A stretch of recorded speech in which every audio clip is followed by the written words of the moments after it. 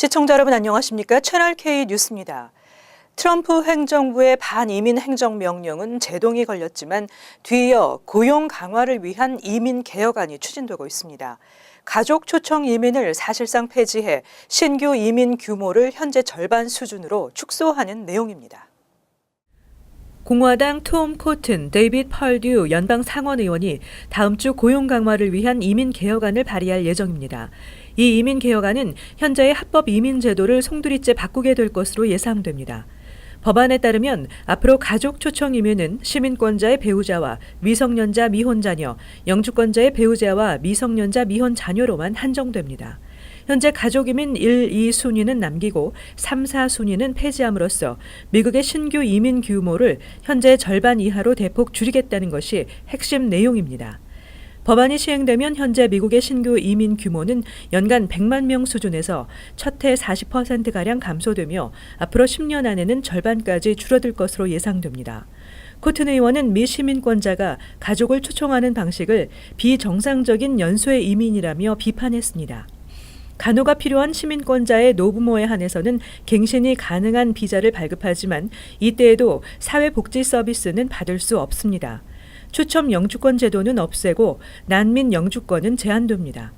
법안은 백악관과 공화당이 공조하고 있어 현실화될 가능성이 큰 것으로 관측됐습니다. 한편 상원은 이 밖에도 50만 달러 투자 이민 프로그램 폐지를 추진하고 있습니다. 도널드 트럼프 대통령의 이슬람 7개국 국적자의 입국을 금지하는 반이민 행정명령을 둘러싼 법정 공방이 벌어지고 있는 가운데 트럼프 대통령이 재판관들을 향해 포문을 열었습니다. 연방 법원이 드러내놓고 정치적인 행보를 하고 있다고 거세게 비난했습니다. 보도에 지한샘 기자입니다. 도널드 트럼프 미국 대통령이 법원들이 매우 정치적이라고 맹비난했습니다. 트럼프 대통령은 오늘 워싱턴 DC에서 열린 한 미국 보안관 협회를 비롯한 경찰 공무원 대상 연설에서 이슬람권 7개국 국적자의 입국을 막아 한 고심 법정 다툼이 된 자신의 반이민 행정명령을 방어하며 이같이 주장했습니다. 트럼프는 법원들은 매우 정치적이라며 법원들이 변론을 읽고 옳은 결정을 할 수 있다면 우리 사법체계를 위해 매우 중요하다. 그리고 그것은 우리의 국가안보와 관련이 있다고 강조했습니다. 트럼프 대통령은 자신의 행정명령을 뒷받침하는 이민법 조항을 직접 읽으며 이 법이 미국의 입출국을 통제하는 폭넓은 권한을 대통령에게 준다면서 불량 고교생을 포함한 누구라도 이것을 이해할 것이라고 강조했습니다. 한편 샌프란시스코 제9연방항소법원은 어제 오후 소송 원고 측인 워싱턴 미네소타주와 피고 측인 법무부가 참여한 항고심 구두변론을 진행했습니다. 앞서 워싱턴주 시애틀 연방지법의 제임스 로버트 판사는 반이민 행정명령을 일시 중단하라고 결정했고 이에 불복한 법무부가 항소해 이날 항고심 재판이 개최됐습니다. 채널 K 뉴스 지한샘입니다. 도널드 트럼프 대통령의 반이민 행정명령 발표 후 노숙자들의 불안감이 커지고 있습니다. 불법 체류 신분이 드러나게 될 것을 우려해 쉘터를 거부하는 뉴욕의 노숙자들이 늘고 있습니다. 브루클린 지역신문 7일자 보도에 따르면 브루클린 선셋파크 지역에 최근 길거리 홈레스가 급증했습니다. 신문은 뉴욕시의 보호시설인 쉘터로 들어갔다가 불법 체류 신분이 드러나면 곧바로 추방될 것을 우려한 때문이라고 전했습니다. 노숙자들이 많았던 브루클린 10번가와 62번 거리 교차로 인근에는 최근 노숙자들이 더 늘었습니다. 쉘터를 기피하는 노숙자들은 추방당하느니 길거리에서 사는 게 낫다고 말한 것으로 전해졌습니다. 트럼프 대통령의 반이민 행정명령은 난민과 이슬람권 7개국 국민의 미국 입국을 일시적으로 막는 내용입니다. 하지만 영주권자를 포함해 합법적 이민자들도 미 입국에 어려움을 당한 것으로 알려지면서 영주권 박탈 기준도 더 엄격해질 것으로 예상됩니다. 또한 신분을 속이고 정부의 사회보장 프로그램을 이용하는 불법 체류자를 찾아내라는 지시도 하달된 것으로 알려졌습니다. 이민자 보호 도시를 선언한 뉴욕시는 이민자 지위에 상관없이 쉘터 입주 노숙자에 관대한 지역인데도 이번 행정명령으로 노숙자들의 불안감이 커지고 있습니다. 낙마 위기에 처했던 베시 디보스 연방교육부 장관 후보가 인준됐습니다. 상원 인준청문회에서 처음으로 마이크 펜스 부통령이 캐스팅 보트를 행사해 교육장관 인준안이 통과됐습니다. 7일 상원에서 디보스 교육장관 후보에 대한 인준 표결이 찬성 50대 반대 50으로 팽팽히 맞섰지만 마이크 펜스 부통령이 캐스팅 보트를 행사하면서 교육장관 인준안이 통과됐습니다. 표결 하루 전날 디보스 후보 인준 저지를 위한 민주당 상원 의원들의 24시간 반대 토론에도 불구하고 부통령의 캐스팅 보트 행사에 맥없이 무너졌습니다. 공화당 수전 콜린스, 리사 머코스키 의원이 반대표를 던지겠다고 밝히면서 민주당은 공화당의 반대 한 표가 더 필요한 상태였지만 결과는 찬반 동수인 50대 50에 그쳤습니다. 부통령이 상원 인준 청문회에서 캐스팅 보트를 행사하기는 이번이 처음입니다. 펜스 부통령은 디보스 내정자의 낙마설이 불거져 나오자 일찌감치 찬성 입장을 밝힌 바 있습니다.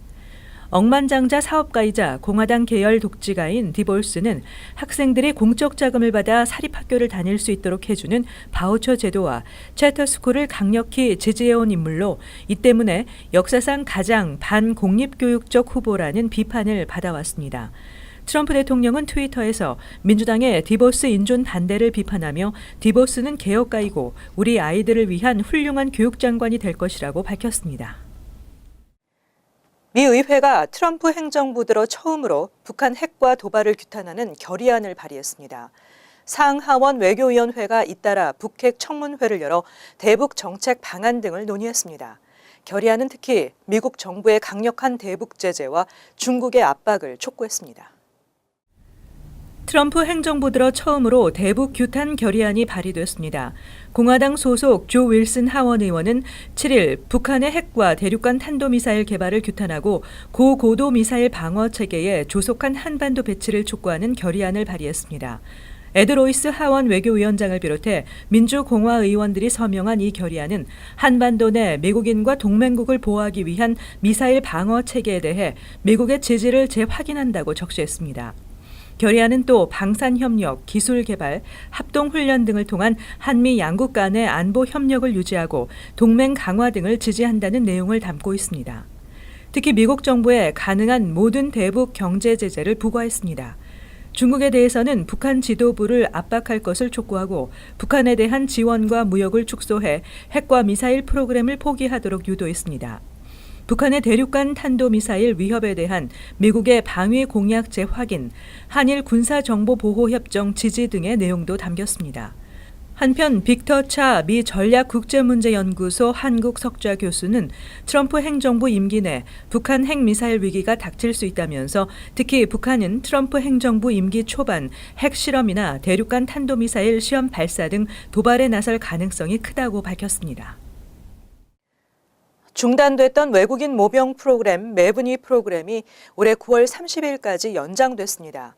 비이민 비자 소지자뿐 아니라 추방 유예 청소년들의 군 입대를 허용하며 외국어나 의료 분야 특기자가 지원 대상입니다. 국방부는 지난해 9월 30일 시효 만료로 중단된 매분이 프로그램이 2017년 9월 30일까지 연장된다며 구체적인 모병 계획을 밝혔습니다. 육군 모병 사령관인 제프리 스노우 소장은 매분이 프로그램을 통한 입대 희망자는 미리 준비하고 모병이 시작되면 응시할 수 있도록 하라고 조언했습니다. 외국인 모병 프로그램으로 불리는 매분이 프로그램은 국방부가 지정한 46개 외국어 또는 의료 분야 특기를 가진 외국인들이 지원할 수 있으며 특히 추방 유예 청소년도 지원해 시민권을 신청할 수 있다는 점에서 큰 인기를 모으고 있습니다. 다만 올해는 외국어 특기병 대상에서 한국어가 제외됐습니다. 국방부가 밝힌 모병 규모는 최대 1,400명으로 육군 1,200명, 해군과 해병대 각각 65명씩, 공군 70명 등입니다. 이에 따라 올해 한인들은 의료 분야 특기병으로만 지원할 수 있게 됩니다.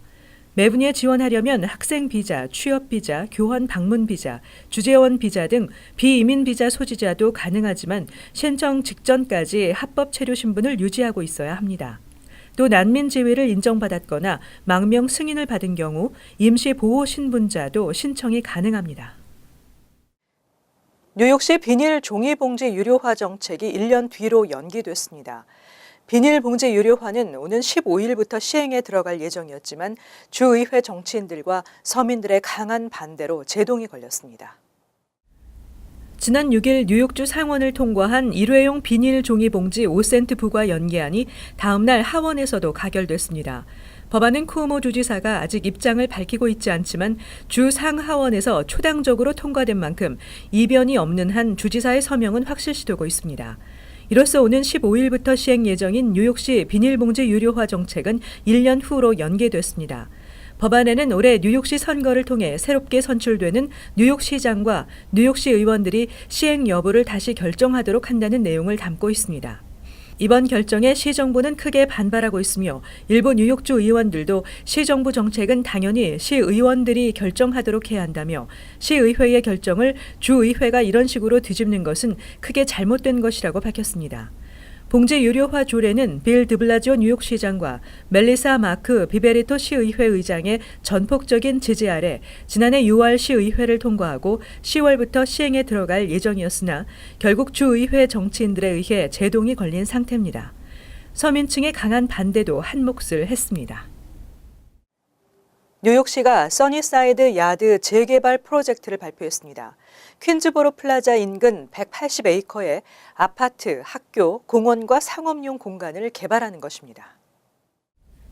시경제개발공사는 7일 써니사이드, 아스토리아, 롱아일랜드 시리로 이어지는 180에이커 규모의 써니사이드 야드 재개발 사업에 대한 타당성 조사 보고서를 발표했습니다. 개발공사가 현재 검토하고 있는 안은 3가지로 먼저 첫 번째 안은 18,000에서 24,000 가구의 아파트와 13개에서 19개의 학교, 공원과 상업용 공간을 개발하는 것입니다. 두 번째 안은 이보다 주거용 아파트와 학교 수를 줄이되 400만에서 550만 스퀘어피트 규모의 오피스와 상업용 공간을 마련하는 것이고 마지막 안은 첫 번째 안과 두 번째 안을 절충해 16,000에서 22,000 가구의 아파트, 110만에서 150만 스퀘어피트의 주상복합 빌딩, 10개에서 14개의 학교, 31에서 42에이커 규모의 공원 등을 구성하는 것입니다. 3가지 안 모두에는 서민 아파트 30%가 배정됩니다. 하지만 최대 190억 달러가 들 것으로 예상되는 재개발 비용에 대한 우려가 큰 만큼 100억 달러 현실적인 개발안도 내놓았습니다. 이 개발안이 구체적으로 현실화되는 데는 최소 15년이 소요될 것으로 예상되고 있습니다. 한편 드블라지오 뉴욕시장은 이에 대해 강력한 추진 의지를 밝힌 바 있고 쿠오모 주지사는 회의적인 입장을 보이고 있습니다. 뉴욕 시립대에서 노후복지법 겸임 교수로 활동하는 최태양 변호사가 소속된 파이퍼 앤 최 법무법인이 2017년 US 뉴스 앤 월드 리포트지의 베스트 로펌에 선정됐습니다. US 뉴스 앤 월드 리포트지의 베스트 로펌은 전국에서 선정된 54,463명의 변호사들을 각 주별로 심사한 후 각 분야별 최고 권위자들로 이루어진 심사위원회를 통해 최종 선출됩니다. 1.5세인 최태양 변호사는 지난 2013년부터 4년 연속 로이터 통신사가 각 주별로 2.5%의 변호사를 선정하는 슈퍼 변호사 리스트에 등재된 바 있습니다. 최 변호사는 2017년에도 US 뉴스 앤 월드 리포트 선정 베스트 로펌에 선정됐습니다. 최 변호사는 노후복지법, 메디케이드법, 노인법 법무법인으로 노후복지법 분야의 활동을 계속해 올 수 있기까지 도움을 준 분들께 감사하다고 수상 소감을 밝혔습니다. 이어서 LA 지역 한인사회 소식입니다. MBC의 간판 예능 프로그램인 복면가왕이 미주 한인들을 찾아옵니다. 역대 가왕들의 실력파 가수들의 향연이 예상되면서 벌써부터 한인사회가 들썩이고 있습니다. 여준호 기자가 전해드립니다. 미스터리 음악쇼 복면가왕 48대 복면가왕은 바로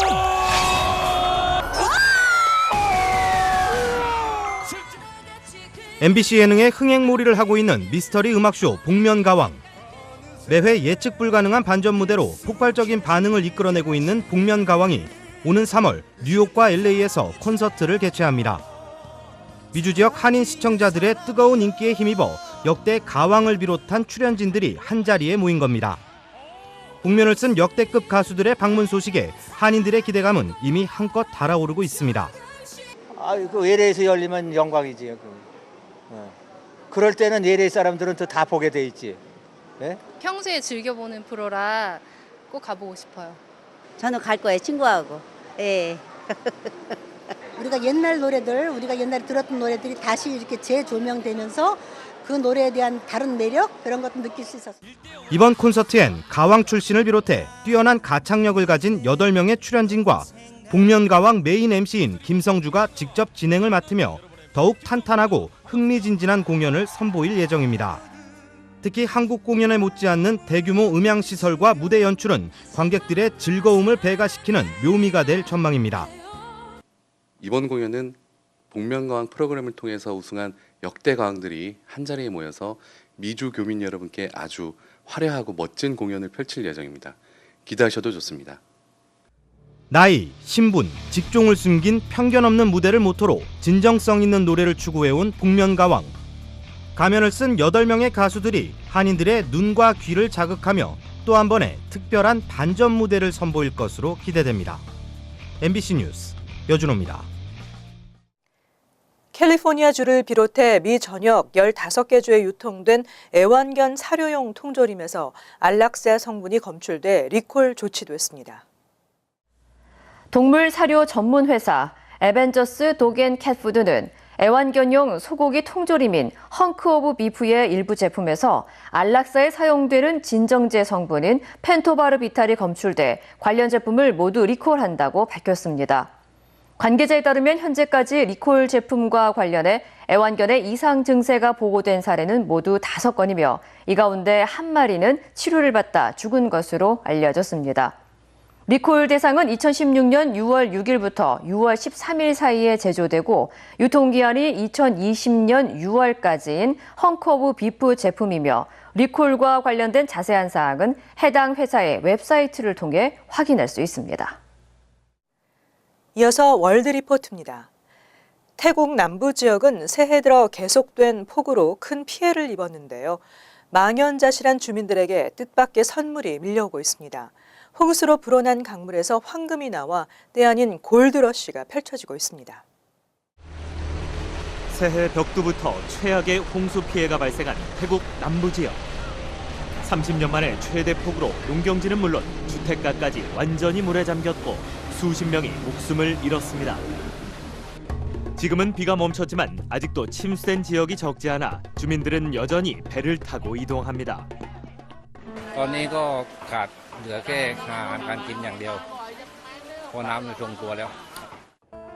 하루아침에 삶의 터전을 빼앗긴 주민들은 망연자실한 상황.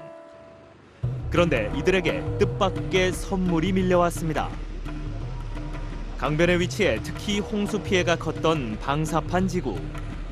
강가로 몰려든 사람들이 저마다 무언가를 찾고 있습니다. 물속에서 커다란 접시를 빙글빙글 돌리자 조그만 금가루가 보이기 시작합니다.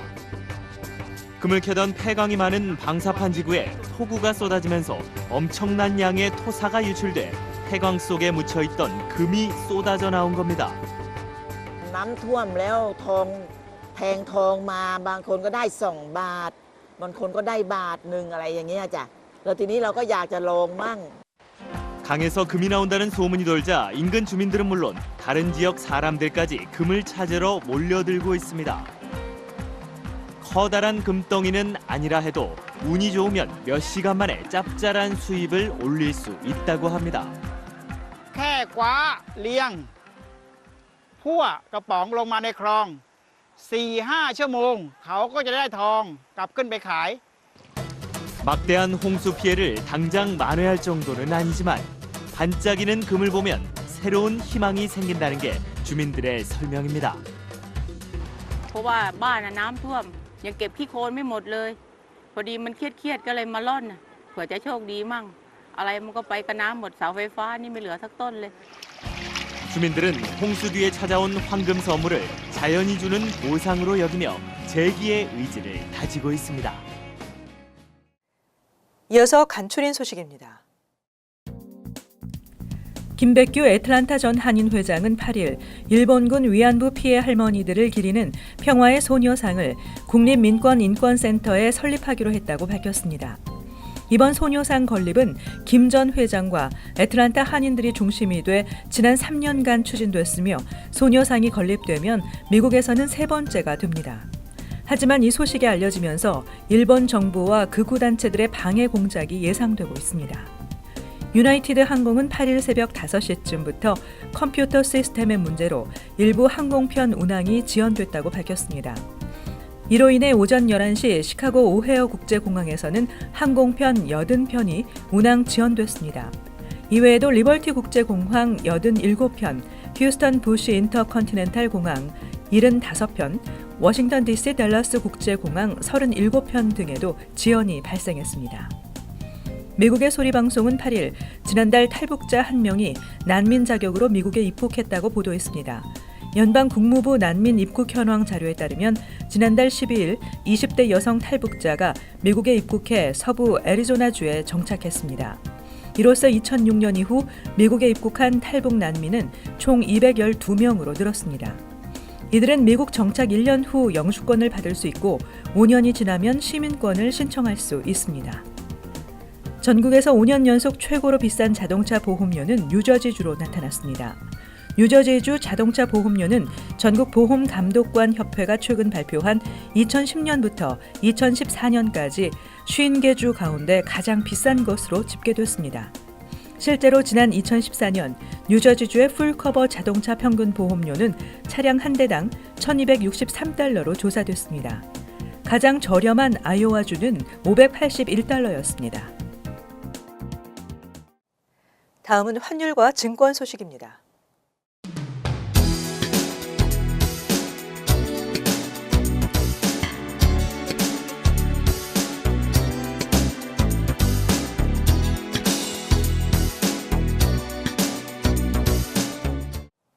끝으로 날씨 전해드립니다. 목요일은 흐리고 바람이 불겠으며 5에서 10인치 정도 눈이 내리겠습니다. 낮 최고 기온은 33도, 섭씨 1도, 밤 최저 기온은 19도, 섭씨 영하 7도 예상됩니다. 금요일은 춥겠으며 차차 흐려지겠습니다. 토요일은 대체로 맑겠습니다. 일요일은 흐리겠고 간간히 비가 예상됩니다.